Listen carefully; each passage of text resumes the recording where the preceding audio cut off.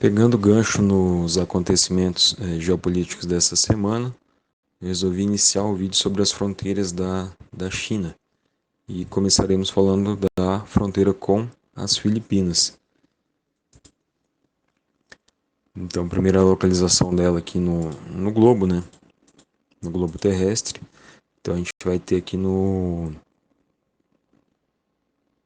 sudoeste da Ásia, as Filipinas e a China.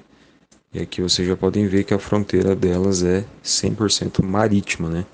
São separados pelo Mar do Sul da China, que nas Filipinas tem o nome de Mar das Filipinas, e já é um spoiler aí da relação dos dois países em relação à sua fronteira. Então, ambos os países eles conseguiram as Filipinas, no caso, sua independência em 46, e a China as atuais fronteiras no ano de 49, depois que Taiwan foi formada na ilha, né? Então a China continental em 49.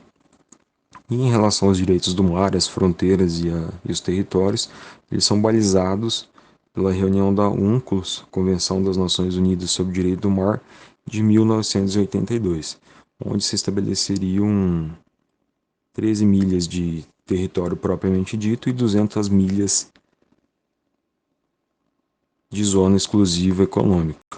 Então, nesse cenário, a gente teria essa divisão entre as Filipinas e a China. Então, precisamente o território de fronteira de ambos os países seria este daqui, em vermelho. Grosso modo, seria essa a fronteira dos dois países, mas é uma fronteira altamente disputada. Então, na versão filipina, né, na visão filipina, eles têm a propriedade do mar inteiro, que corresponde à sua zona econômica exclusiva. E isso daria a eles a posse como eles batizaram, o Mar do Oeste das Filipinas aí. Na visão chinesa, eles têm a linha de R$ 9, que curiosamente não foi criada pela atual China comunista e sim por Taiwan em 1947. E o que significa essa linha? Basicamente, a China reclama que ela é dona do mar inteiro. E mais ninguém tem direito a nenhuma das suas zonas exclusivas econômicas. É típico das ditaduras de esquerda. Então, as Ilhas Spratly são o maior foco de tensão entre as Filipinas e a China nessa divisa deles aqui.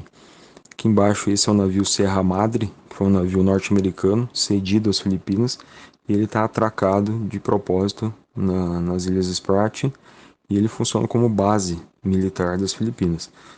As ilhas, basicamente, elas estão todas dentro da zona econômica exclusiva das Filipinas, porém, são reclamadas pela China, são reclamadas também por Brunei e também pela Malásia.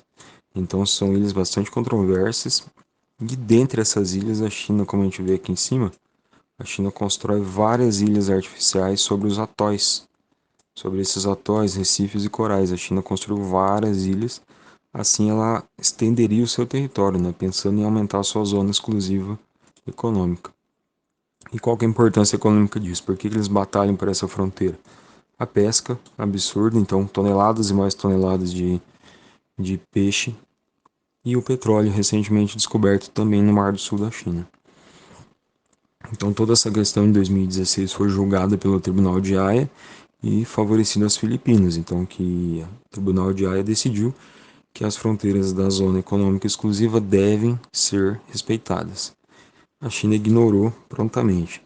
Em 2019 a gente teve um acidente entre aspas, acidente, né? A China acabou colidindo propositalmente com um barco pesqueiro filipino e deixou aqui os 20 pescadores ao mar, que foram salvos por um navio da Malásia.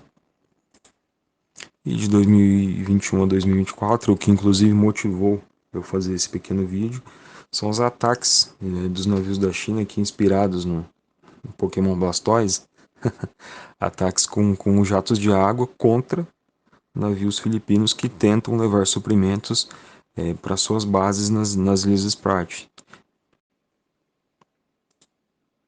E quais são as consequências desses ataques, né? Sendo o último agora, fazendo uma semana. Então, as consequências colocam a China numa posição muito ruim ali.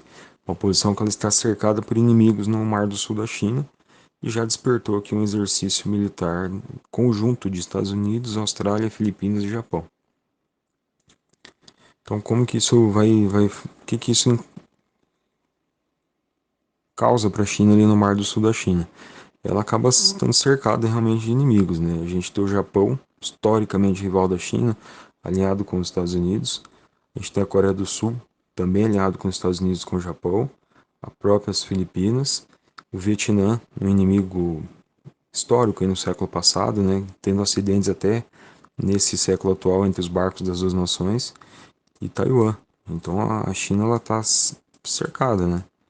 De todos os lados aqui ela tem pelo menos 5 nações, além da Austrália, que estão prontas aí para um possível embate, né? Na atual geopolítica nada descartado. Então a China realmente do lado sul aqui ela está amplamente monitorada e descoberta, né? Digamos assim.